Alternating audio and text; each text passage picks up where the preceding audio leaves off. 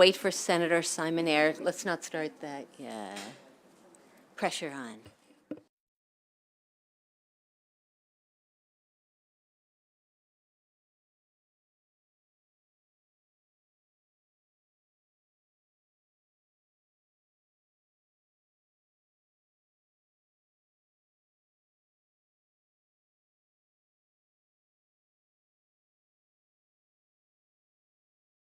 Is that Rebecca?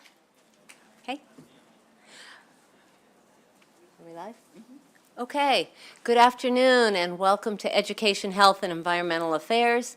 For those of you who have been here in the last week or two, you might have heard Senator Pinsky's cough, but he is on the mend. It is not COVID. He's been testing regularly, but he has some intractable cough, and he is doing better every day, but he is working on climate solutions in the House. So we're kicking things off today. Just want to remind everybody that the House hearings are going to be mostly abbreviated, and we do have the timer for the bills that have witnesses. We encourage you, especially in this committee, to try to avoid acronyms because we want to understand what it is you're saying, and when you use alphabet soup, we may not follow along and understand what you're talking about, so we appreciate that. We ask you, your witnesses, to respect the timers. Masks are optional in the Senate. We respect those who wear them, and we encourage those who don't to be respectful of all folks. And I think that's it. We've got a bunch of senators who are in other committees testifying, and so that is not for any lack of interest in your legislation if folks are coming and going. And so with that, we are going to start off with Senate Bill 1011 and House Bill 55 together. Senator Klausmeier and birthday girl Delegate Cullison. So anyone else who had a birthday today, they could have gone first, but Delegate Cullison won the lottery here. Welcome, Madam. So did her mother when she was born. There you go. I was just going to say, I hoped my mother felt the same way. So. There you go. And my dad. Bill Kress, Michelle Duell, and Mary Scott Herring will testify, but why don't we have the legislators launch us, and then if you guys want to sit in the first row, and we'll invite you up after the legislators. So, Senator Klausmeier, Delegate Cullison, welcome to EHE. You may begin. Delegate Cullison, take it away. Okay. Thank you, Senator. Thank you, Madam Vice Chairman, and thank you to the members of the committee for allowing me to present House Bill 55, Health Occupations Nurse Anesthetists, Drug Authority and Collaboration. I am Bonnie Cullison, representing Montgomery, District 19 in Montgomery County. And I want to say that the nurse anesthetists and the anesthesiologists worked really hard on this bill, very collaboratively together to reach agreement on amendments and ultimately on the legislation that's before you today. Nurse anesthetists work primarily in hospitals, ambulatory care centers, and dental practices. They are highly educated and highly trained healthcare professionals who work collaboratively with physicians, anesthesiologists, and dentists. In hospitals, there's often a team care model where the anesthesiologist may or may not be in the room when the nurse anesthetist is administering the anesthesiologist. In the ambulatory care centers and in the dental offices, most often the anesthesiologist is administering the anesthesia without the dentist directly present. This is a care model that's over 40 years old and has worked to the benefit of patients in all that time. The current law allows these nurse anesthetists to administer anesthesia, but unfortunately, it is silent with respect to medications that are not anesthetics. Nurse anesthetists frequently order and administer a range of non-anesthetic medication. For example, they may need medication to control nausea, to control blood pressure during a procedure, or follow-up medication regarding, pain and not pain, but nausea upon discharge. House Bill 55 will clarify that nurse anesthetists do indeed need or have prescriptive authority. So this is the case in 27 other states, and the Board of Nursing supports this bill. In collaboration with MedChi and the Anesthesiologist Society, we did amend the bill over in the House, and we struck the addition of podiatrist as a potentially new collaborating health professional, And we also struck language that allowed the nurse anesthetist to prescribe medication without collaborating with a physician, anesthesiologist, or a dentist, maintaining the requirement for their involvement in the prescription and administration of medications. This bill passed the HGO, the Health and Government Operations Committee unanimously, and on the floor, it passed on the floor 126-6. Thank you very much for your consideration of House Bill 55 and Senate Bill 110, and I'll turn it over to the good senator. Thank you, birthday girl. For the record, Senator Kathy Klausmeyer, and I would read all of everything that I have, but it's already been said, and I don't want to put you all to sleep. So, if that's okay, but it's basically the same testimony. Thank you, Senator Klausmeyer. EHE appreciates puns, and I'm sorry the chair wasn't here to appreciate that one with you. We're going to take your witnesses first, and then we'll see if we've got questions. Okay, and thank you for your time. Absolutely. Good to Thank have you. you here. Thank you. So if Bill Kress, Mary Scott Herring, and Michelle Duell are here, you may come up to the table. Welcome. You may go in any order. Just make sure that the mic is really close to you so that those folks who are watching or listening at home can hear you. Thank you, Madam Chair, members of the committee. Bill Kress here today on behalf of the Maryland Association of Nurse Anesthetists. I want to thank the sponsors. I think Delegate Cullison did a good job explaining the issue, but I just want to kind of focus you in on first their practice. So if you go to a hospital for surgery and you're going to receive anesthesia, you may have it from a nurse anesthetist who provides all the anesthesia care. You could have it from an anesthesiologist, or you could have it from a combination. And so a nurse anesthetist has full authority to deliver anesthesia care without an anesthesiologist being present. So that's kind of the background, and that's been the case for 40 years. The issue we have is that the Practice Act says that they may administer anesthetics. It is silent with respect to medications. And that's really why this bill is before you. So what you're going to hear from the nurse anesthetists who are to my left is that they typically give a range of medications in addition to anesthetics, and that's just part of their practice. This bill does expand the scope slightly with respect to prescribing medication. The bill says that they can give 10 days of medication either preoperatively or postoperatively. That is a new part of their expansion of their scope. We've worked out the language with the anesthesiologist and MedChi. I think they're comfortable with it. And this would, in fact, put us in the same position as 27 other states, including DC, Virginia, and Delaware. And so we think the bill is a modest bill that corrects the missing language from their current practice and also allows them to practice to the full extent of their training and education. Thank you, Madam Chair. Thank you, Mr. Kress. You can, either of you. Good afternoon, Vice Chair Kagan and members of the committee. My name is Mary Scott Herring, and I'm a certified registered nurse anesthetist, and I live in the 7th District. I hold a doctorate degree from the University of Maryland, and I'm an assistant professor at Georgetown University. Many of our students live, train, and plan to practice in the state of Maryland. I administer anesthesia clinically at the University of Maryland in shock trauma, prior to that at Johns Hopkins.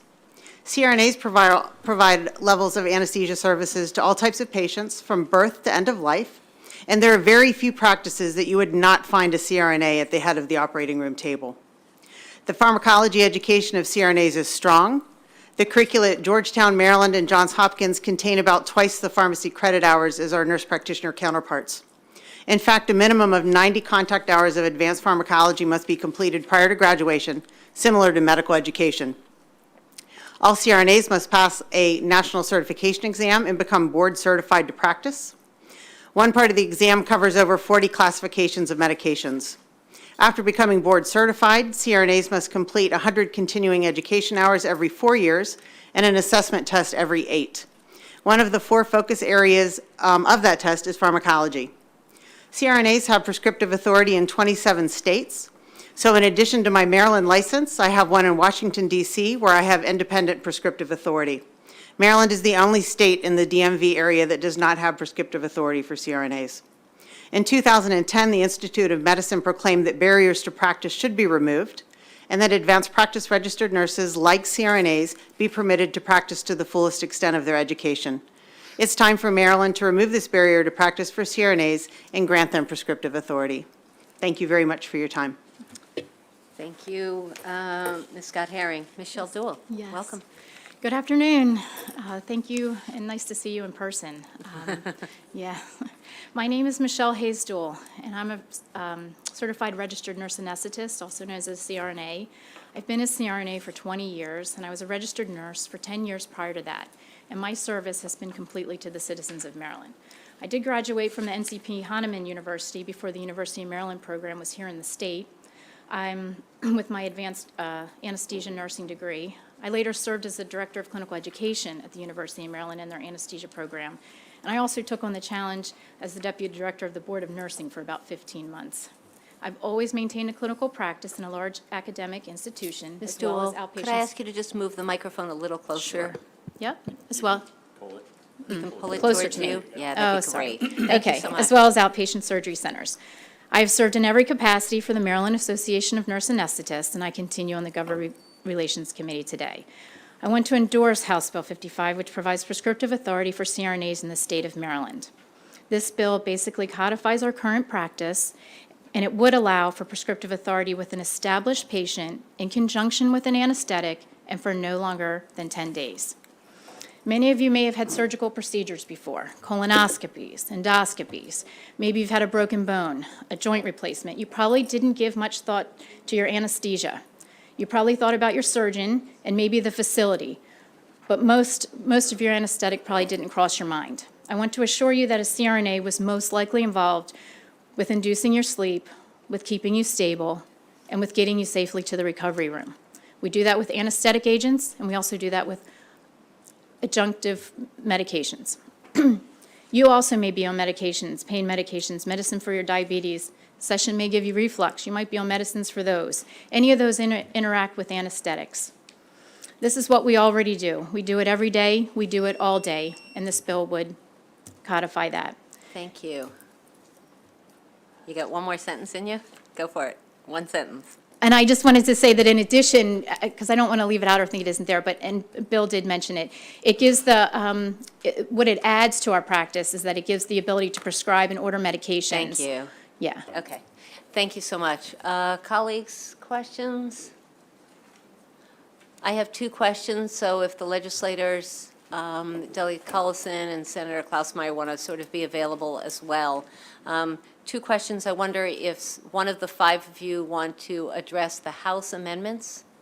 I see podiatrists were taken out, but also without obtaining approval from a practitioner with whom the nurse anesthetist collaborates under subsection C. Can you just describe? So currently, they may collaborate with physicians and dentists.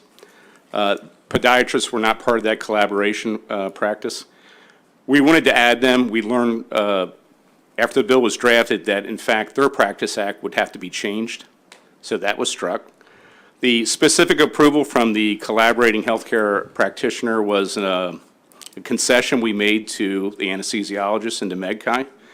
And so now, in order for them to prescribe, they would do it within the collaborative model. Okay. And then my other question, again, I think this might especially be to the legislators, but any of you. We have opposing testimony, but written only from the Maryland Right to Life Committee, that suggests that this bill would diminish existing professional standards of patient care.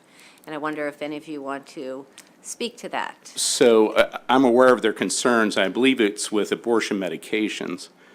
The way this bill reads, in order for a nurse anesthetist to prescribe, it has to be to a patient who they have a patient relationship with, and most importantly, who they're providing anesthesia care for.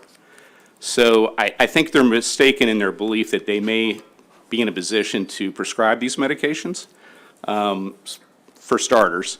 And I don't know that it would be diminishing the practice, Patient care. right? Okay. I still see no other, Senator Riley has a question now. Thank you very much, Madam Chair. For either of the nurse anesthetists, can you define for the committee a relationship with a patient? So, for instance, I go in for my colonoscopy, and I have a relationship for about 20 minutes with the nurse anesthetist who is assisting in the procedure. Is that interview and evaluation enough to establish a relationship? Either of you? So it is, and oftentimes we're aware of the cases days in advance, especially if it's a complicated patient where we need to review the medical history. So the relationship can be established several days in advance through the procedure period until discharge from the recovery room. Yeah. For Well, something straightforward like a endoscopy. Yeah, well, I've never had a prior medical issue, so it was just very brief, and they put me out for a very short time, and I guess that's considered a legal definition of a relationship. Yes, I think if we put you to sleep, that's a relationship. Thank you, Madam Chair. Or, Thank you. or a political speech that's gone on too long. All right, I see, Senator Hester has a question. Thank you, Madam Chair. I'm curious why you chose 10 days and whether that's the amount permitted in other states. And maybe it's not consequential, I don't know. No, it's a good question, Senator. That is based upon Washington state law. We looked at other states, we thought 10 days is reasonable. It's connected to the patient's care via the anesthesia relationship, so they're not going to be prescribing for other issues. Yep. Great.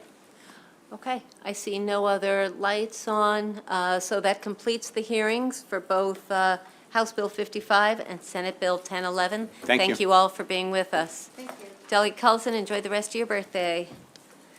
It is, let's see, has Delegate Kelly left? She has to chair. She has to chair HGO. She's in finance. Okay, so when she comes back, we'll try to pop her in. But in the meantime, we have the good Senator Eckert. Senate Bill 1002, Charter and Code Home Rule Counties, County Property Leases, Notice Exemptions. And joining you is going to be Rebecca Snyder, who I saw earlier. I'm not sure I see her in the room. If she's, oh, there you are. Okay, Rebecca, you can come on up. Oh, sorry, you're unfavorable. You can wait. She's unfavorable. There we go. All right. Senator Eckert, you may begin your testimony. Thank you very much, Madam Co-Chair and members of the committee. Senator Addie Eckert here today for Senate Bill 1002, Charter and Code Home Rule County Property Leases Notice of Exemption. This is simply, I think, a pretty simple bill. What we found in Dorchester County is that when they have to advertise, if they're leasing a property, they have to make that advertisement for a number of weeks, and it is pretty expensive. What has happened is that if we have tenants who would like to go into that lease, many times it takes longer because our papers are only, we have one paper that's 1 time a week, and we have another paper that's 3 to 4 times a week. And the cost of the advertising is almost prohibitive, and the time involved takes so long that we're not able to get that person into that property. And so that was why it was brought before us. And if you look in, there should be a letter from our county council, and if you don't have that, I will bring that to you. I have it with me here. But again, this bill would then authorize charter and home rule counties to enter into a lease that's not renewable and has a term of 5 years or less without giving notice. Currently, it's required to give notice for 3 successive weeks in at least 1 newspaper of general circulation.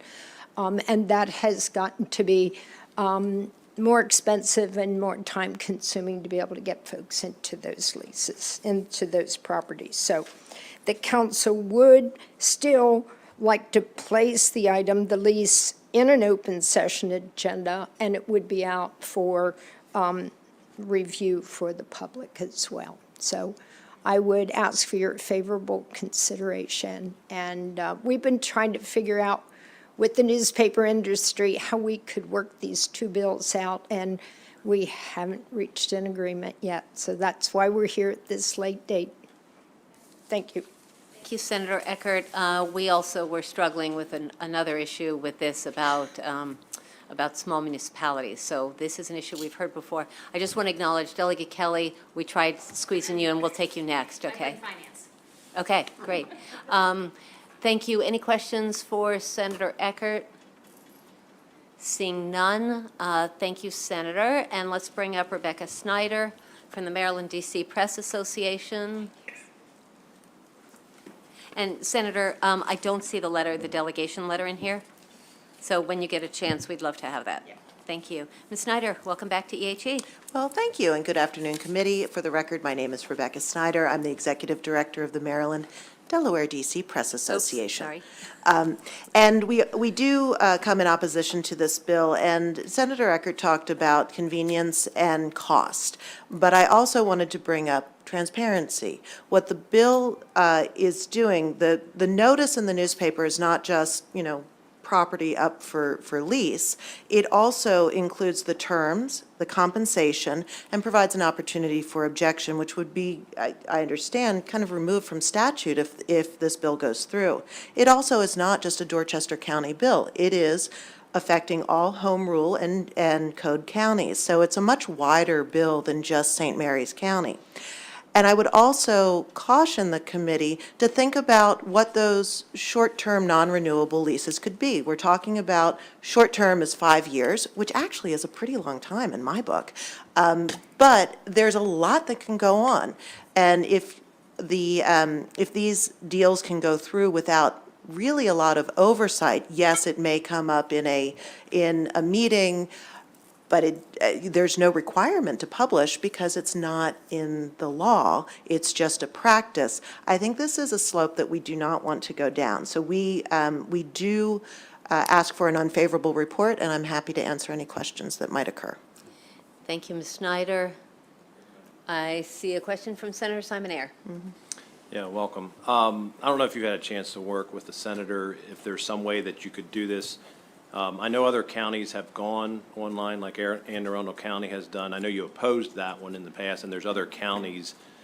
So I don't know if you're just opposed completely or if you're working with the senator. We have our staff has spoken. We have not come to an agreement, to be honest. And I feel like there's a lot of safeguards that fall by the wayside in this. And there is a duty on the part of government to let the citizenry know what's going on, or residents, not just citizens. So I feel like cost is kind of a red herring in this, and there might be ways to get around it, but I think short-term leases can be a huge deal for counties. So if we could put the safeguards in, then would you support it at that point? I can't say whether we would without seeing what's on the table. You're kind of asking me to agree to something I have no idea what I'm getting into. Okay. So. All right, we'll see if we can help you. Thank you, Senator Simon-Ayer. I see no other questions from the committee, so Ms. Snyder, thank you very much for your testimony, and that completes the hearing on Senate Bill 1002. Let's take Delegate Kelly next. Oh, okay. Go ahead, it's fine. Okay, are you okay, Delegate? I did my finance thing already and came back. You did it already? Okay, good, so then we're good. Okay, Senator Eckert, Senate Bill 1003, legal advertisement or legal notice, publication in newspaper or newspaper in general circulation, online newspapers. And we are going to have Ms. Snyder back as well on this one in unfavorable. But welcome. We've Great. missed you, Senator. Thank you very much. This one almost, we had a resolution on last year. This has been multiple times I've been before you on Senate Bill 1003, legal advertisement and legal notice publication in newspaper in general circulation, online newspapers. Senator Addie Eckert here for the record. Again, I would ask for your favorable consideration of this. Our newspapers in our areas, as many are in many places, are getting smaller and smaller, and we only have 2 that publish in our county that qualify under this section as a newspaper of general circulation. The Banner only publishes and distributes a newspaper on Wednesday. The Monday and Tuesday editions of the Star Democrat are another paper that we have, and they're online only. So the news publication publishes and distributes newspaper on Wednesday, Thursday, and Friday, which is Friday, Saturday, and then Sunday.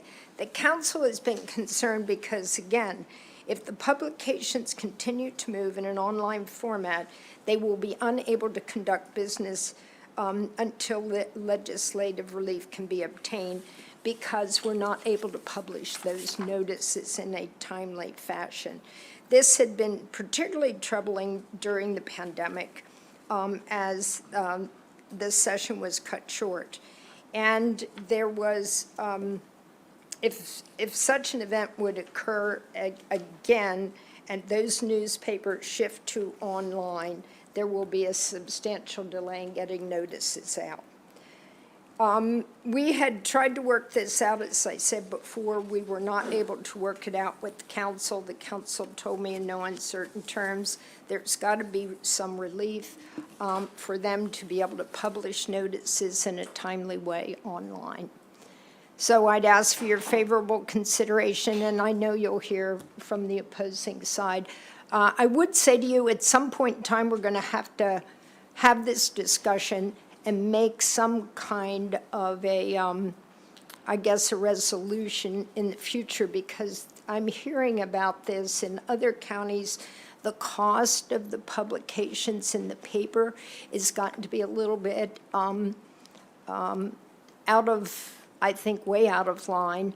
Some counties charge a lot more than other counties, and the cost is becoming a little bit unbearable to many of our small jurisdictions. So, and again, I've heard from some of the sections in the court about the same issue with a lot of different possibilities. So I'm just presenting this to you because it's your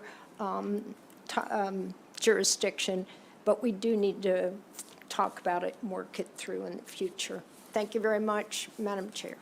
Thank you very much to you, Senator Eckert. We have a question from Senator Carrozza. Thank you, Madam Vice Chair. Just briefly, I saw in the bill file, the hearing file, that the Maryland Municipal League did support this legislation. And your testimony, obviously, you gave the Dorchester examples, but were there conversations with MML? I mean, I understand that it sounds like there were efforts to work through this issue, but was MML involved in some of these conversations? There had been last year. Again, these bills are late because, quite honestly, we've gotten such resistance in the past that it was going to take more of an effort through MML and MAKO to be able to address this. There are some significant issues down in Wycomico County. I heard from some of the court folks down there as well, and then there are others around the state, but we had not had that conversation, recently. But they have been supportive because they recognize the issue, and they've heard it from several different counties. Thank you. And municipalities. Thank you. Thank you, Senator Carrozza. Okay, that completes the favorables. We'll bring Ms. Snyder back from the Maryland Delaware DC Press Association to testify in opposition to the bill.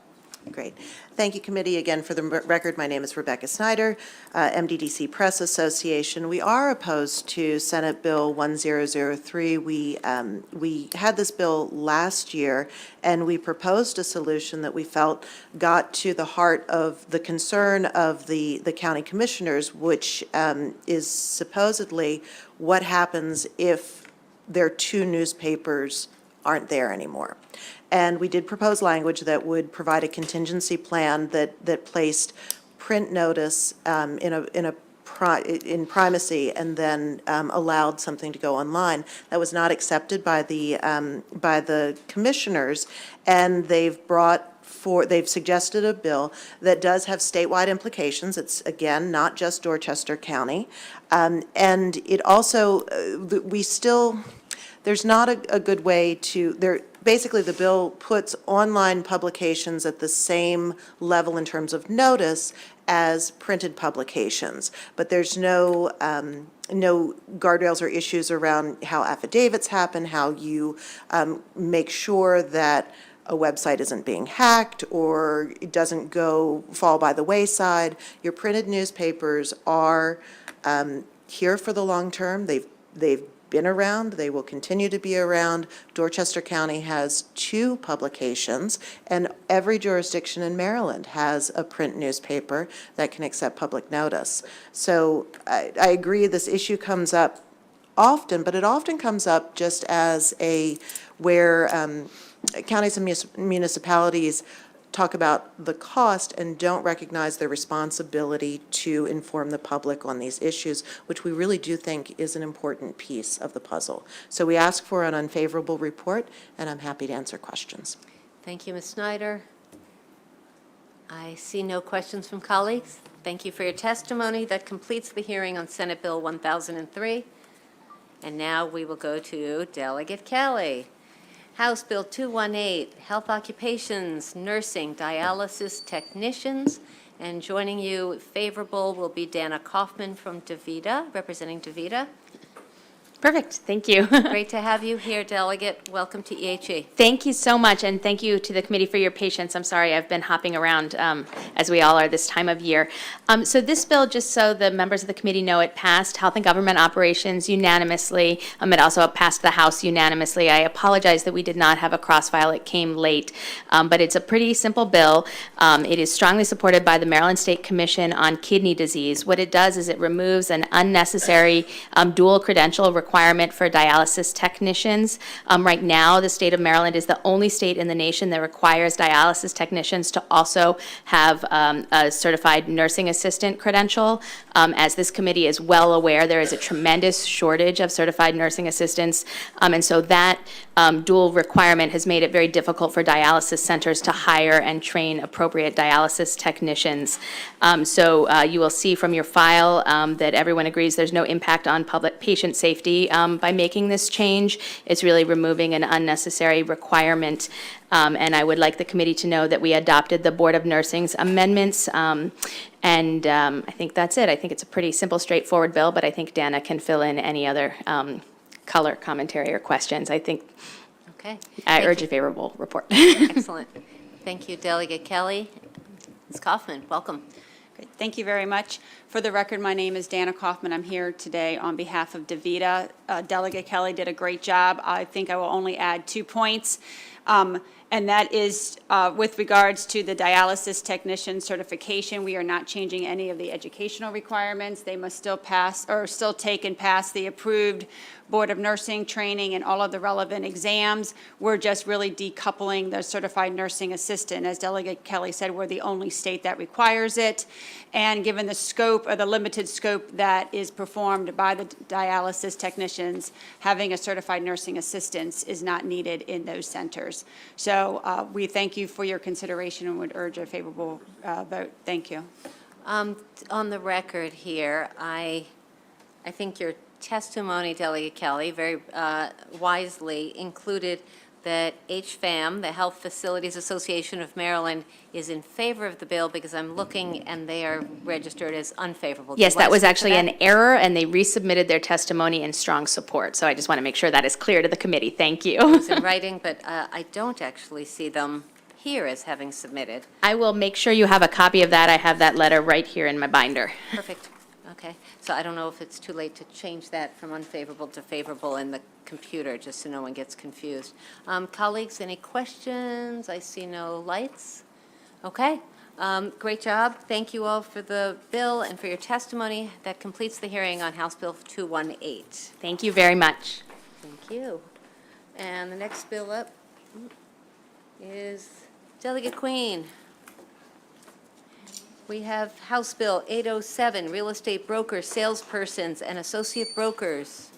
Oh, wait, she was just here with her fabulous jacket. Darn it. All right, we will put her later, but Delegate Harrison is here, right in the front row. You ready? Are we good? Yes, I Delegate Harrison, State Government Legal and Employee Holiday, Juneteenth National Independence Day. Welcome, Delegate Harrison. Thank you so much, and good afternoon to all of you here this afternoon, the members of the EHE Committee, and I'm so sorry that Senator Penske is not here, and I hope that he's feeling better very quickly. For the record, I am Andrea Fletcher Harrison, representing District 24 in Prince George's County, and I'm here to present House Bill 227, which is the Juneteenth holiday, essentially. And I'm here again this year. I did present this bill to you last year, and I'm hoping that we can get an affirmative vote this year. As you know, the president just last year signed into law Juneteenth as a federal holiday, and so we need to do so here in the state so that our state employees can actually take advantage of that. I do have a long testimony that I'm not going to read. I think that you should have a copy of it in your packet.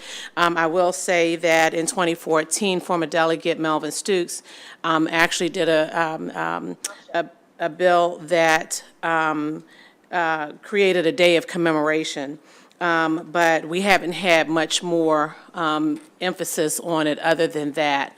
And so we want to ensure that we are following in line with the state. Several of our counties and municipalities here in the state who have already made this a legal holiday in their jurisdictions, as well as Virginia, Texas, New York, and Pennsylvania, so that we can remember the plight of individuals that helped to build this country. And so with that, I will ask respectfully for a favorable vote on this piece of legislation. And if you don't mind, if I could just introduce my To introduce herself. I'm going to ask you to stand up, and I'm going to ask you to come to the table, actually. So I want you to introduce yourself, and then I want you to tell us why you support this bill. Hi, committee. My name is Jessica Hose. I am a second-year student at AACC, and I'm Delegate Harrison's intern for this session. I support her Juneteenth bill because I, for one, have lived in Maryland my entire life, and I enjoy this state, and I don't plan to move out of this state, but I think we should do this and justice for people who have helped the state, like my ancestors and my sister's ancestors, because my mother was involved in foster care, and so we strongly love our state, but we also feel like our ancestors deserve to be seen. And it's not just something for us, it's something for all Marylanders who live in the state, because we're all one, and to keep moving forward, we should acknowledge that we're here and we can keep going forward. Look at you. Okay, and before we let you stop, I want you to just, for people who are watching from home and watching online who may not know what Juneteenth is, why don't you give us just a sentence or two on what Juneteenth is and why you think it's important? Juneteenth is the national holiday that Delegate Harrison would like to input into our state, and it commemorates the day that all enslaved people were free. Okay. Delegate Harrison, I think you're a proud delegate right now. I am. I'm so proud. And I will say that Ms. Jessica is also my constituent in the 24th District, and I can't be more proud of her right now. That's so thank awesome. you so Well, much. Jessica, you did a great job. Are there questions for either Delegate Harrison or for Ms. Hose? Seeing none, you both did a great job. Thank you for being here. Jessica, I want you to Thank you. keep stepping up. We've got a future Supreme Court justice coming up, and, you know, stepping up and being at the witness table is important. Women's voices need to be heard. So that completes the hearing on House Bill 227. Thank you both. Stay well. Thank you very much, and have a wonderful day. You too. Take care. Okay. Delegate Carr is back with us today. House Bill 246. We're going to make this daily occurrence. Are we, Delegate Carr?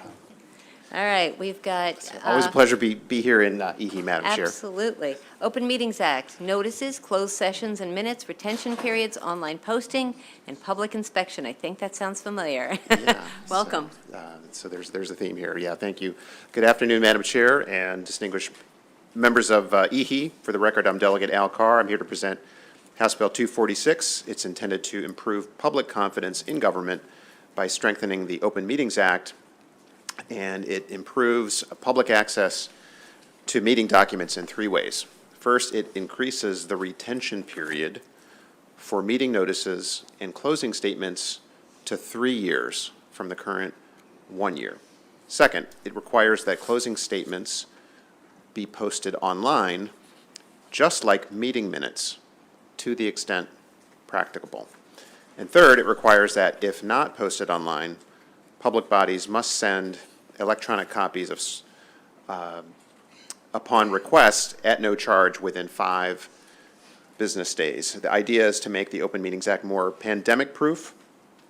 Public bodies are already required to post their meeting minutes online to the extent practicable, but there are a few public bodies that don't do that. Many government offices have been closed or have had limited hours during the pandemic, making it difficult to fulfill the Act's requirement that minutes be available for immediate in-person inspection during business hours. The fallback, of course, is to rely on the Maryland Public Information Act, but under the MPIA, custodians have up to 30 days to respond, and then some jurisdictions suspended the 30-day requirement during the state of emergency. As a former municipal official serving in a small municipality, I do not believe this bill would be burdensome on municipalities. Most would not be affected by this bill. We checked the websites of 100 municipalities so that you don't have to, and almost all of them already post their meeting minutes online, so they wouldn't be affected. There was a small number, around 10, that don't post their meeting minutes online, and they should, and they can avoid having to that objectionable part of the bill by simply posting their meeting minutes online. It's not that hard. I ask for your favorable report. Thank you, Delegate Carr. I noticed that in the amendments, you changed from 2 days to 5 days for delivering a copy of the minutes and stuff if they're not on a website. Do you want to speak to that briefly? Sure. As introduced, it was 2 days, and I think as a gesture to local government, we extended that to 5 days. Okay.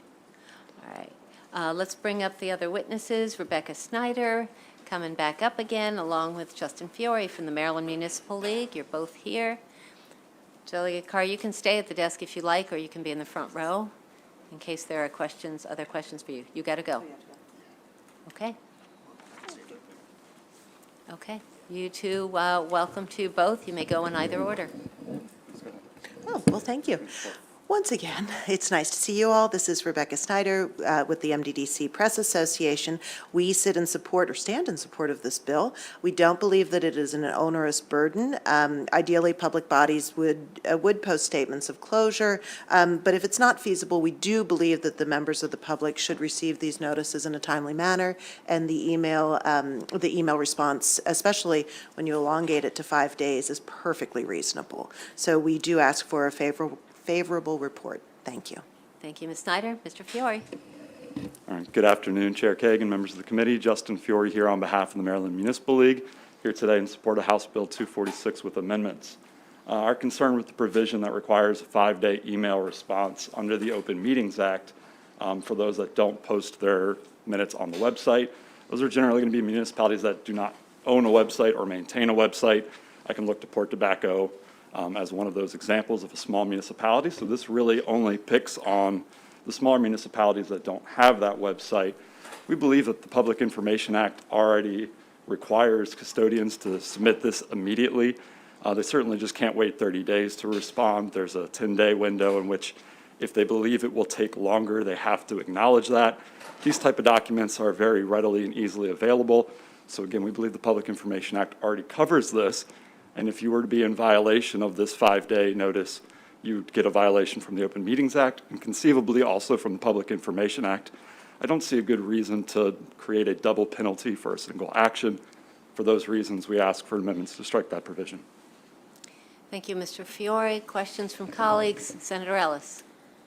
Yeah, thank you, sir, the delegate for this bill. So since you brought up Port Tobacco, which is in my county jurisdiction, let's explore that a little bit. So you're saying that you don't support this bill because of what? To be clear, in reference to Port Tobacco. MML does support the bill, just with an amendment. So we're totally understanding of the need to expand the timeline for keeping these documents.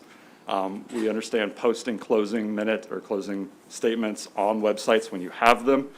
Right now, you can get those minutes via showing up or through the Public Information Act. So we're not barring any documents from being sent out, and we do support the vast majority of the bill. There's just that one provision that we think would create a double penalty on a jurisdiction that sometimes by accident might miss an email, might not be able to respond because of a cyber attack that's locked them out of an email. You could see a scenario where the town has a part-time administrative staff that only works a few days a week. And if that person were to leave and took the password to the email account with them, sometimes that happens, right? You have to recover that password. Now you're locked out of your email for a few days. You might not get to this response in good faith, and that's something the Public Information Act has allowed us to handle because it's a very well thought out public request process that we've worked on hand in hand over the years. Okay, thanks. So you use Port Tobacco because that's the smallest municipality in Maryland, I think probably under 15 residents. I just looked it up. You did? The 2010 census said that there were 13 human beings who lived in Port Tobacco, and the latest in 2019, the number is now 6. 6. Because my question, Senator, was going to be, why don't they have a website? But they seriously don't have a Yeah. website. You can go to Wikipedia and stuff, but Yeah, that's the mayor, fascinating. I'm sorry. No, please. So the mayor, the mayor does everything in that tiny municipality, so Man. website. So I would like to follow up with you to make sure whatever we do doesn't make it impossible for Mayor Andy and I to, think those function. election campaigns must be affordable there. Take everyone Thank out you, for dinner Senator. or something, ask for Yeah. their vote, be done with it. I don't know. And I All think right. that population in Port Tobacco just went up 1 because the mayor just had a new baby. All right. Well, someone should write to Wikipedia and ask them to change it to 7. All right. I see no other questions. Thank you, Ms. Snyder, Mr. Fiore. Thank you, Delegate Carr. That completes the hearing on House Bill 246. Next, I think we will go with Vice Chair Crosby, then we'll take Delegate Bagnell. I'm sorry. Oh, and Delegate Queen came back. I'm sorry. Okay, we're going to have, oh, there you, wait a minute. Wait. Appreciate it. Okay. Good afternoon, Madam Chair. How Mr. are you? Vice Chair, congratulations. It's great to have you in EHE. Thank We have you. House Bill 126, General Provisions, Standard Time, Year-Round, Daylight Savings Time. We heard this bill. Sell it to us. Yeah, it's true. It's good to be here. Good afternoon, Madam Chair, members of the committee. For the record, Delegate Brian Crosby, here to present House Bill 126, General Provisions, Standard Time, Year-Round, Daylight Savings Time. I will tell you this is somewhat of a pet peeve, simply for changing my clocks, and I just want the chaos to end. It drives me nuts. All the bill would do, and it is slightly different from last year, is it would formalize Maryland's intent to remain on permanent daylight savings times, which is spring forward time, which is right now. And it is contingent upon similar legislation that is passed in each surrounding state or jurisdiction, because the District of Columbia is included, and the federal government amends the time code, which, as many of you are probably aware, the federal Senate just passed unanimously. So now it is in the House, and the sponsor of that bill is Jamie Raskin. So it is, I guess, near and dear to Maryland's heart. So this is really more than an annoyance to me. It really is a health issue, and it messes with our circadian rhythm for more than just a week after we shift. It takes about 3 weeks for us to get caught up. The week after, our clocks adjust either way. this is tough to think about, but even when you gain the hour of sleep, you're still kind of messed up. There is an increase in heart attacks, strokes, workplace injuries, there's lower work output. First responders see a spike in suicides and fatal car accidents. Test scores are lower for students. And these are all well-documented consequences from shifting our clocks. And frankly, they're entirely avoidable. Opponents, really, I wouldn't even say it's opponents. It's probably favorable with amendments. Will argue that school start times would be adversely impacted by daylight savings time, and students would be traveling to school in the dark. I actually am in agreement that currently schools start too early, and I applaud efforts to make schools start later, and credit should be given really right here to the Anne Arundel County Public Schools to move start times back. But school start times are only really part of the issue. About a week and a half ago, our clocks moved forward an hour, and it will stay that way all the way to November 6th. And during that last week, the emergency rooms across the country saw an increase of all the things I said earlier. And so we adopted this after World War I. It has kind of gone away and come back, and there's been, suggested changes throughout the year, and it seems like now it is gaining a ton of momentum, because just a mere 4 years ago, it was really only a proposal in 4 states. Now it has been enacted or is proposed in 42 states, and like I said, the Senate has already moved it. Additionally, time changes are not universal. Most countries do not observe these practices. The EU voted to abolish it in 2019, and they voted in 2019. And in 2021, they did away with it. Additionally, here domestically, Arizona and Hawaii do not practice or observe clock changes. California and Florida recently moved language to follow the daylight saving time year-round. And for those reasons, I urge the committee for a favorable report. Thank you, Delegate Crosby. Before we shift to your witnesses, there's a reason, colleagues, that we're hearing this, because cross files, we tend to not have full hearings, but your bill is different from the Senate version. Will you just explain briefly what that is so we have that information really clearly? Yep, so mine was simply, we made ours contingent upon the surrounding states, which makes it different, right? So there's 2 hurdles now to get through, and part of the thinking there was, frankly, I'm impartial to whether we go to daylight savings time or permanent standard time. Like, I'll just be flat out honest. But polling shows that more people prefer daylight savings time. And then in committee, they kind of took a straw vote, and it was overwhelming to permanent daylight saving time.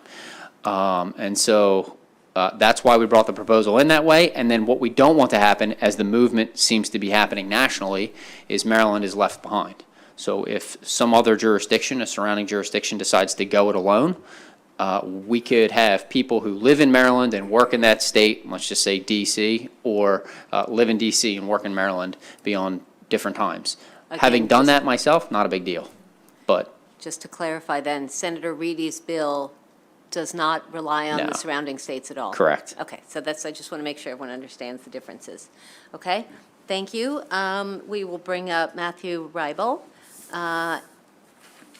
Welcome back, Mr. Rybel. You can come and take a seat. There you go. Thanks. The EU did not abolish the time change. Okay, wait, sorry, hold on. Well, they voted to. Mr. Rybel, you need to, can you, you're speaking to the committee first, and if you can just say your name again, and just for the record, since you're on TV now, live streaming. you good? We're glad you're back again, though. Thank you. Yes, I testify in favor of House Bill 126 to stop the time change and keep Maryland on DST year-round. As Delegate Crosby said, the spring forward time change causes many problems. It even causes increase in heart attacks every year. There was a 25% increase in heart attacks on the Monday following the onset of daylight saving time in March, according to a 2015 University of Michigan study. In addition, there's a 5.6% rise in track accidents in the week following the spring forward, and the average annual costs are 30 deaths and $275 million in social costs. And it's caused by a lack of sleep on the Sunday of the daylight saving time change. And we could also, keeping daylight saving time year round could also reduce the accidents in the winter because there's more on the road in the evening rush than in the morning rush. And there's more pedestrians out and about at that time, and criminals, so we can reduce crime and accidents on winter afternoons. And as Reedy said, I believe that the schools can adjust their start times to accommodate this change, regardless of what the clock says. Okay. Mr. Reibel, I'm going to have a question for you. If you had to choose, do you like the Senate version of the bill or the House version of the bill better? Just Well, briefly, super briefly, if you would. Well, any version I like, but I like the House version or the Senate version where we don't rely on other states. Okay. But this version is fine. Okay. We appreciate your expertise on this. Any other questions for Delegate Crosby or Mr. Reibel? I don't see any. Thank you both. Thank you. And we have one opponent who's back with us, Lisa Van Buskirk. Are you here? Here we go. Welcome back, Ms. Van Buskirk. Thank you, Madam Vice Chair. Thank you, committee. Lisa Van Buskirk of Start School Later, Anne Arundel County. Thank you for letting me come back to testify in opposition to permanent daylight savings time in House Bill 126. Obviously, the U.S. Senate's action was discussed, but I'd like to point out that was not a unanimous vote. It was a unanimous consent, so it's not quite the same thing. So there have, of course, been a number of articles about daylight savings time because of the time change and the U.S. Senate's action, and amongst them, I learned that Russia had permanent daylight savings time from 2011 to 2014. But due to the unpopularity in the north and western edges of their various time zones in the winters, it was changed back to standard time by President Putin in 2014. Now, there's not much to like about President Putin these days, but I do agree with his decision to end daylight savings time. As Delegate Crosby mentioned, this obviously passed the committee, but the committee passed it because there was no opposition from the Maryland Association of Boards of Education. The Maryland Association of Boards of Education did submit testimony in opposition to the Senate version, so I assume that they will all be submitting opposition to this as well. So if that opposition had been before the House committee may have voted differently. As well as Anne Arundel County Public Schools opposition, and I've been told verbally that Howard County Public Schools is opposed to permanent daylight savings time. HB 126 requires the adjacent states to move. Delaware passed this legislation to go to permanent daylight savings time in 2019. Pennsylvania this year considered proposals for both permanent standard and permanent daylight savings time, and Virginia and West Virginia considered permanent standard time. So as you can see, our surrounding neighbors are just as confused as we are over what is best. However, I urge you for an unfavorable report for House Bill 126, and of course I would accept amendments for school start times or an amendment to permanent standard time, and my written comments have additional comments as well. As a quote from Representative House Majority Leader Maryland Representative Steny Hoyer, who says, how are people going to feel at 7 o'clock in the morning and putting their kids on the bus? Thank you. Thank you, Ms. Ms. Van Buskirk, thank you for coming back to be with us again. Yes, Senator Ellis. Thank you. So your testimony is kind of confusing. You said President Putin? President Putin, yeah, the Russian president. What does that have to do with this? Because he changed it from permanent daylight savings time in Russia back to permanent standard time. Oh, okay. So, thanks. as dictators can do. Okay. So that's why you don't like the change, because Putin did it? No, I appreciate his move back to standard time and moving from permanent daylight savings time, which they had from 2011 to 2014. Okay. I just don't like anything else about Putin right now. Okay, yeah, okay. I just had to make it clear. Yeah, Thanks, sorry, appreciate that. talking fast, trying to meet the 2 minutes. I apologize. Yeah, so just a clarification. So you support permanent standard time, not Yes. permanent daylight saving time. Just not permanent daylight savings time. I'd be fine with permanent standard time. Right. And there are health benefits to show that standard time is better. Yes, there are. Okay. All right, I see no other questions. Thank you. You again. That completes the hearing on House Bill 126. Let's see, Delegate Queen has returned. We also have, I saw Delegate Smith, there she is, and Delegate Bagnell. Delegate Bagnell, you've been here. I announced you as next. Why don't we do yours, and then we'll wrap up with the other two. Delegate Bagnell, House Bill 167, Commission to Establish a Maryland Women's Veterans Memorial. And Scott Tiffin, if you'd like to join the good delegate. And Mr. Tiffin is going to be representing MNA, and he's going to translate the acronym for us. Of course. And we have someone else. We don't have another person signed up.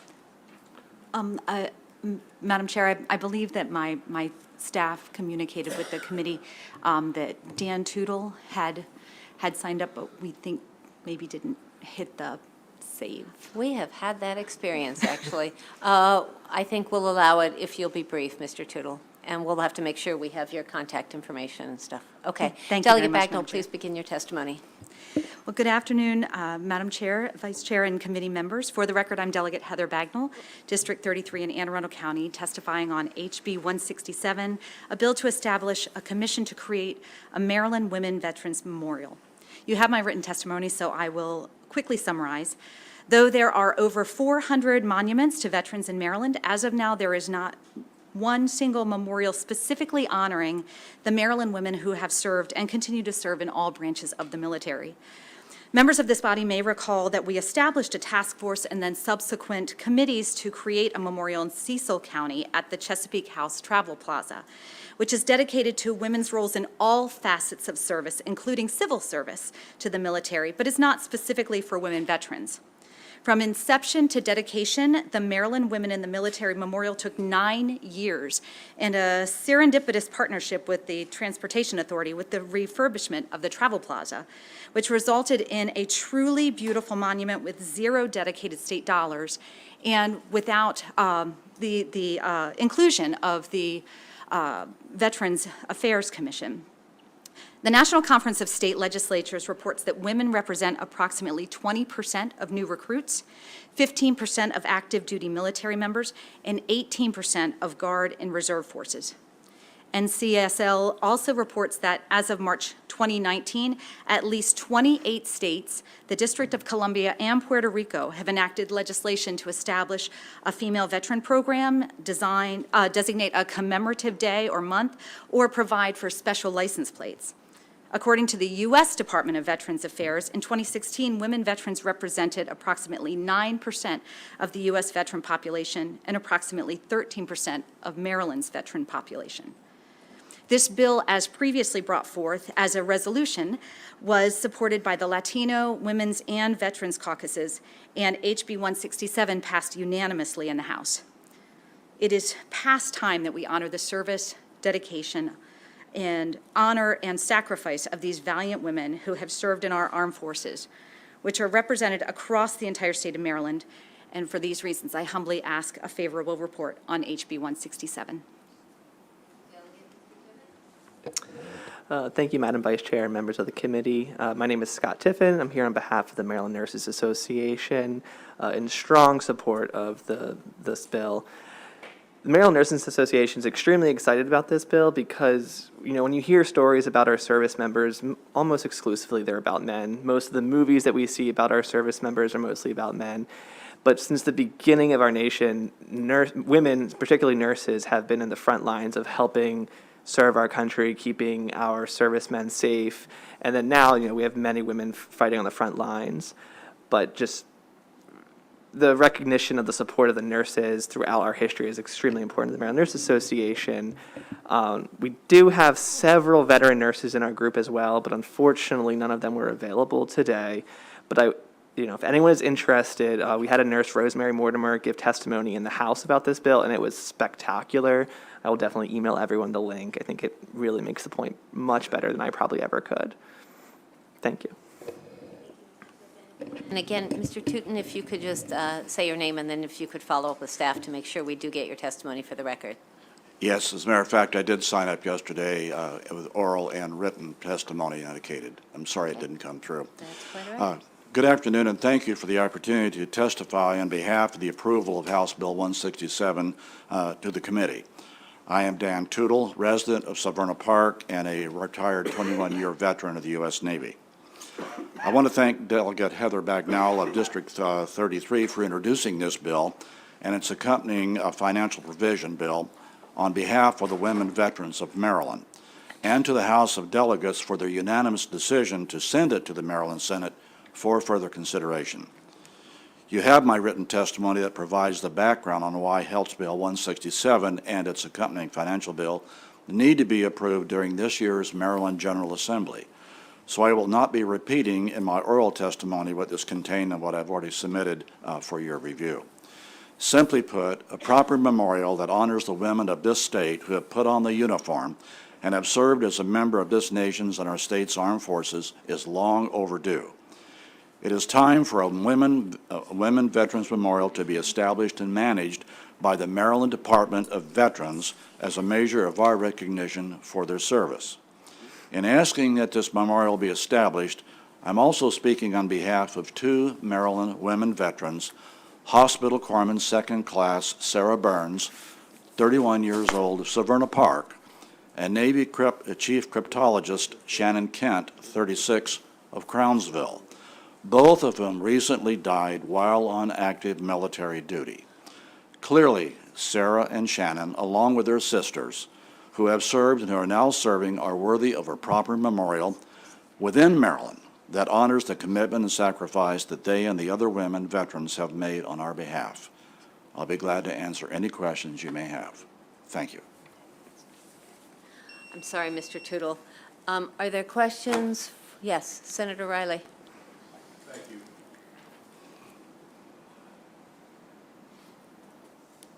Thank you, Dan. All right, Dan, are you aware that the Maryland State Senate adjourned in honor of Sarah Burns during one of our past sessions? Yes. Unfortunately, there has been no memorial established in Maryland for Sarah. I understand that. Yes. Thank you very much, Madam Chair. Thank you. I'm glad you reminded all of us about that because Senator Riley did a beautiful tribute to her, so I'm sure you saw it. Thank you. I see no other questions. Yes, I do.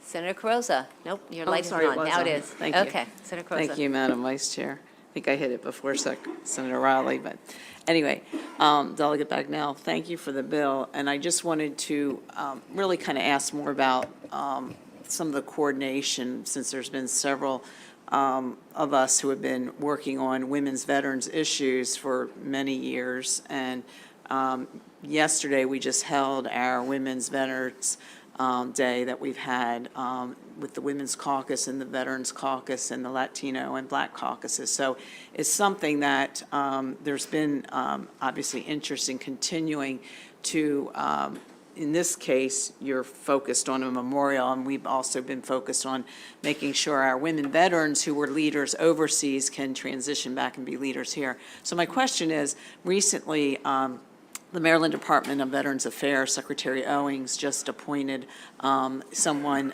to actually spearhead women's veterans issues. Has there been coordination with the Maryland Department of Veterans Affairs, with some of us who are already working these issues on moving forward with this particular initiative? Thank you for the question. And absolutely, we actually worked hand in glove with Secretary Owings and the department and with Dana Burrell to make sure that as we were looking at the membership of the commission, that we would make sure that we had we had veteran members at the table.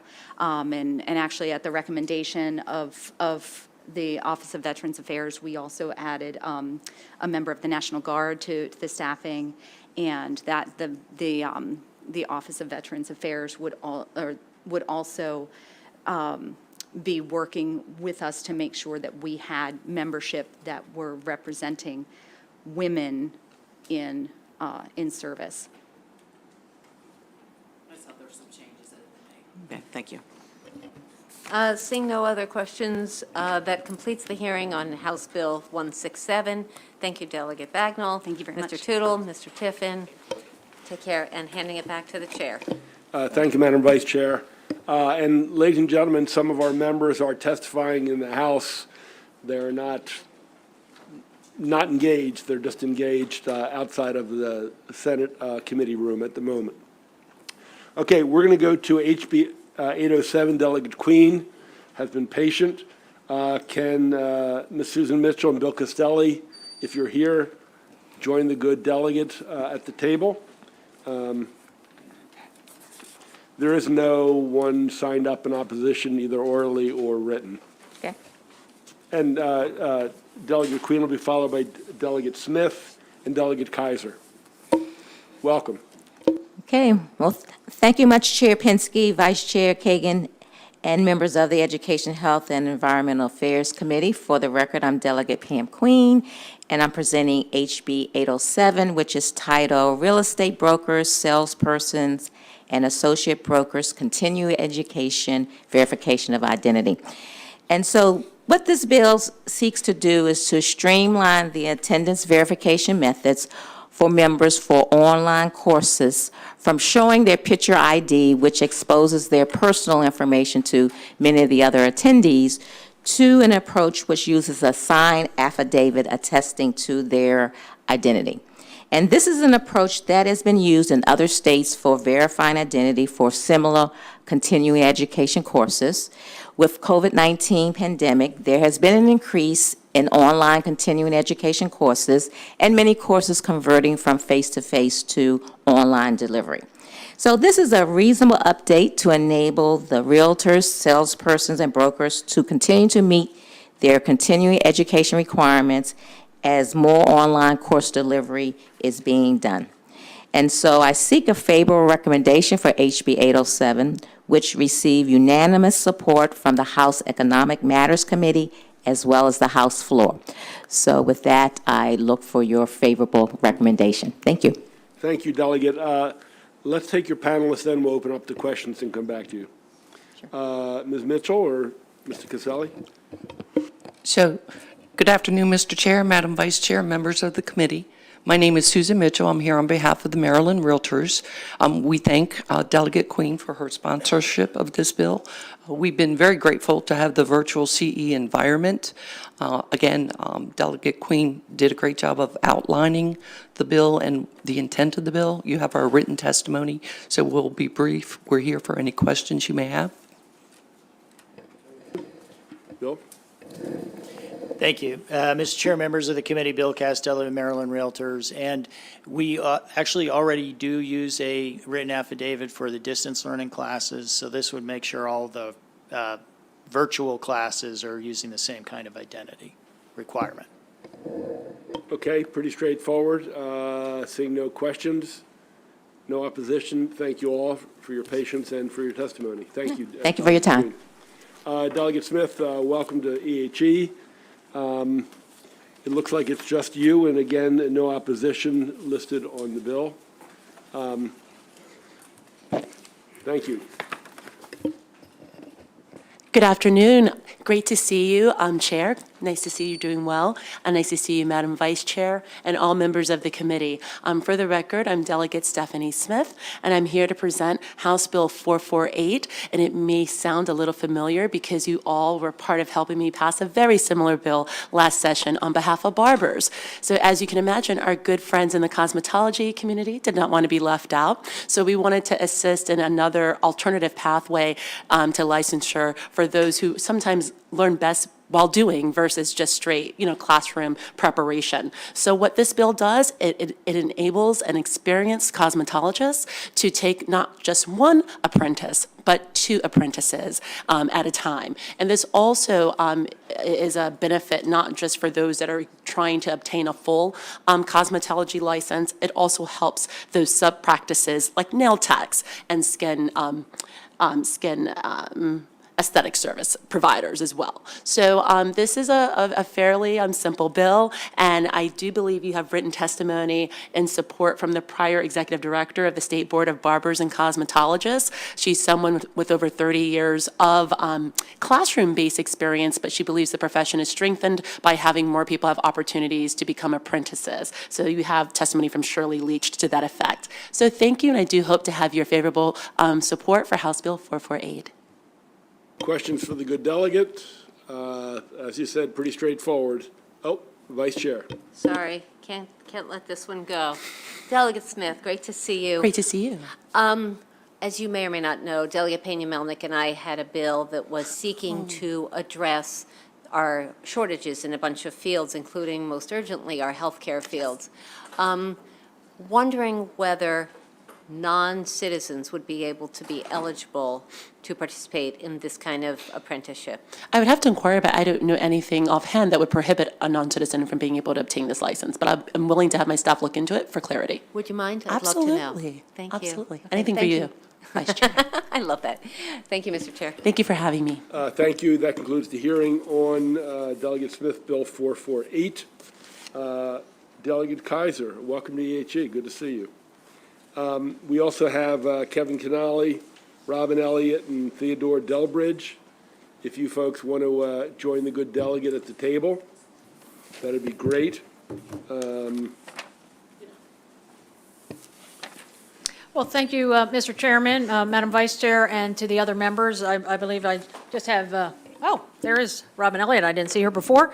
Here on House Bill 286, and this is about emergency medical service and paramedics being able to provide immunization after the current effective date. We're essentially extending the sunset on the COVID vaccine. I just say a few things to remind people about this bill from last year and some of the issues that people might have, and just to remind them that this can only be done through this EMS operational program, under the direction of the EMS operational program, the ambulance service medical director or other qualified positions. This is not just EMS pulling into a parking lot somewhere and providing this. I would also add that, again, we're not staking out new ground. Not only have they been doing this past year, but they've been administering flu and hepatitis B immunizations for about 2 decades. Also in HGO yesterday, there was a bill that you all had passed, a departmental bill, Senate Bill 168, regarding Immunet, and during that discussion yesterday, during the bill hearing, they were talking about all relevant healthcare providers, and that would be including EMS professionals in some situations when that bill dealing with nursing home, assisted living, and other locations.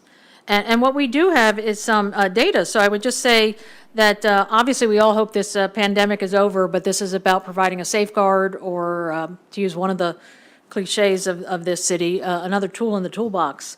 But there weren't any negative repercussions from last year. These services were provided in 19 different jurisdictions across the state. It included a lot of places, even churches and other places of worship. So, and I mentioned the departmental bill from yesterday's hearing for a reason, to suggest that in a lot of cases, the EMS professionals were invited into places like nursing homes and assisted living facilities where people couldn't get out on their own to go somewhere.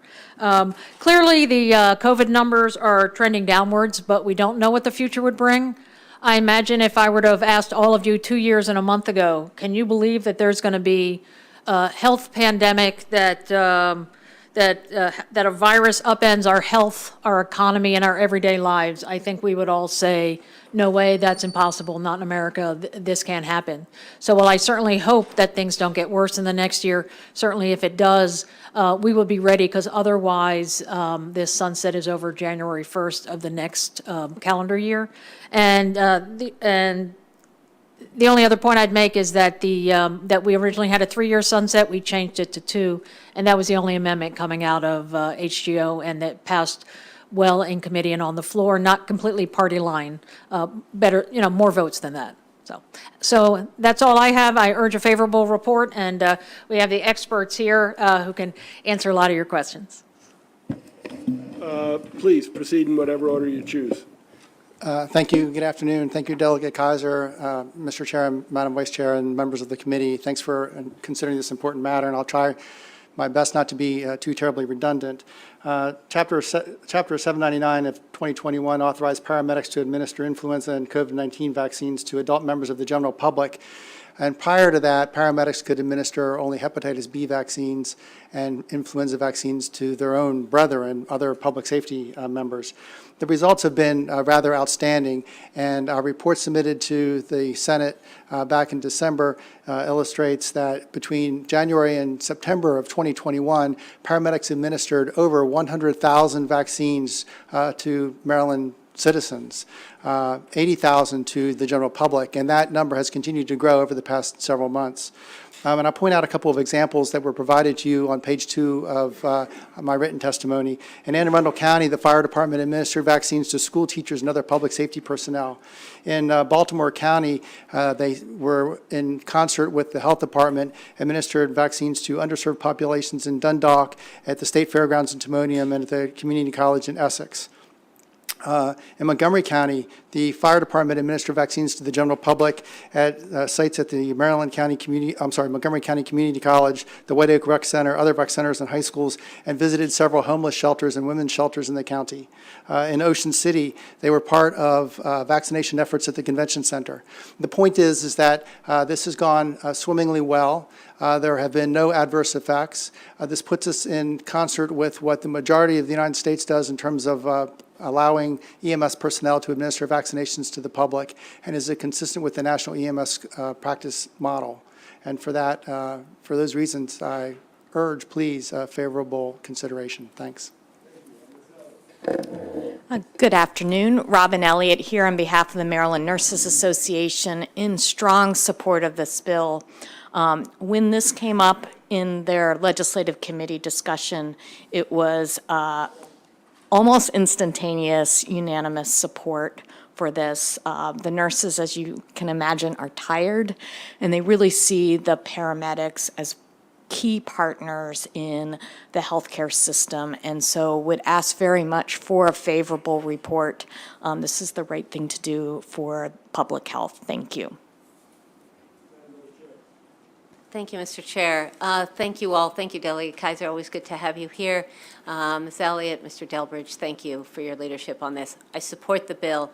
I just want to say publicly, last fall, I drove to Emmitsburg for the National Fallen Firefighters Memorial, and it was somber and moving, and I will tell you that one of the reasons we were grieving some of our firefighters is because they were helping administer care to COVID patients, and they got COVID, and too many of them died. So no implications or no downsides. I think we want to be a little more cognizant of the fact that these first responders, or paramedics, or firefighters, and police officers and others are putting their own health on the line when they do this. And so in addition to expanding it and extending it, I think that's appropriate, but I do want to acknowledge the passing of too many for this reason. But thank you for your testimony. Thank you, Mr. Chair. Further questions? Further questions? Seeing none. Thank you all for your patience. Thank you. Good to see you, Delegate. Thank you.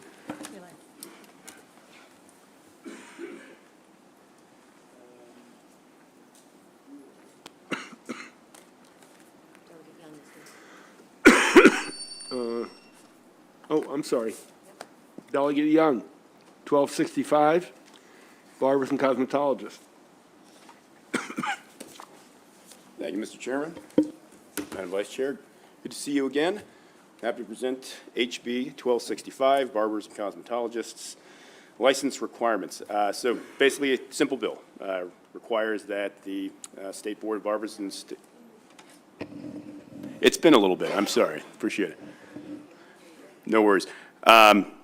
Requires the State Board of Barbers and State Board of Cosmetologists by December 31st review the education and training requirements to qualify for a license to practice barbering and the license to practice cosmetology at each level, and then identify any requirements that are duplicative, as well as adopt new regulations. So we've been working with the department over the interim. There had been changes related to their leadership.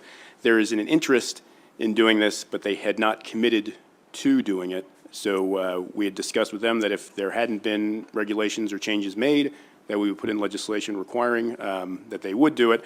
They weren't opposed to it. We didn't ask for necessarily a letter, but we've been working in tandem with this. The idea for this bill came from a constituent who is currently a master barber and wanted to get her master cosmetology license.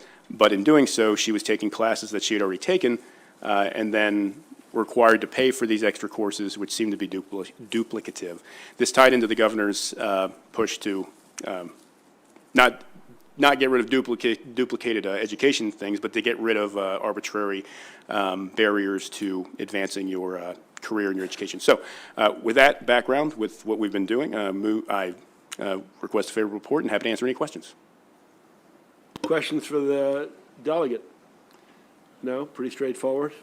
All right. Sorry for not seeing you earlier. Thank you for your patience. No worries. Sorry if I was late. I was at capital budget decisions, so I also, if you want any questions about your, just kidding. More money for all of our districts.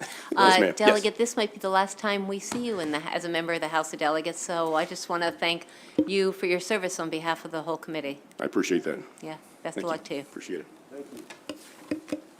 Okay, let's go to the final bills. They are bi-county bills, Prince George's, Montgomery County. No, you can do it. 396 and 397. I'm sorry, Senator? These are They're bi-county bi-county bills. bills. Yep, so I was asked to present them for both. So these are two pretty small, simple bi-county bills. For the record, Cheryl Kagan, very proud to be the senator for Gaithersburg and Rockville on behalf of our friends and colleagues in both Montgomery and Prince George's County. House Bill 396 is about open meetings for the Montgomery County Planning Board and requiring video and audio streaming. Colleagues, we've done this before for a lot of agencies. This is a little bit of a loophole closing, requiring the live video or live teleconference audio or other audio of open meetings. And as we've done in so many other places, maintain a recording on its website, prepare meetings, and publish the meeting minutes on their website. So it's about transparency, accountability. Happy to take any questions. It passed both ENT and the House unanimously. That's House Bill 396. Don't all jump at once. Okay, let's go to the second bill. Pretty exciting. House Bill 397. The Maryland National Capital Park and Planning Commission, MNC, PPC, for short. That's an acronym you don't want to remember. This is going to be about voting thresholds, adjust the voting thresholds necessary for county and district councils to take certain actions.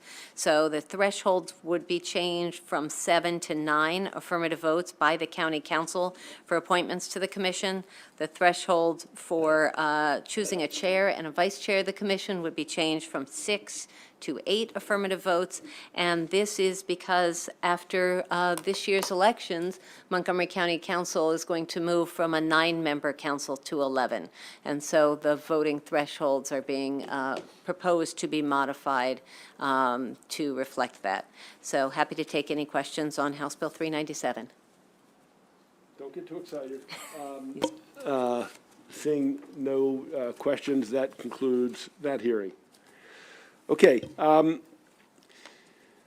that concludes the hearings for the day. A couple of items.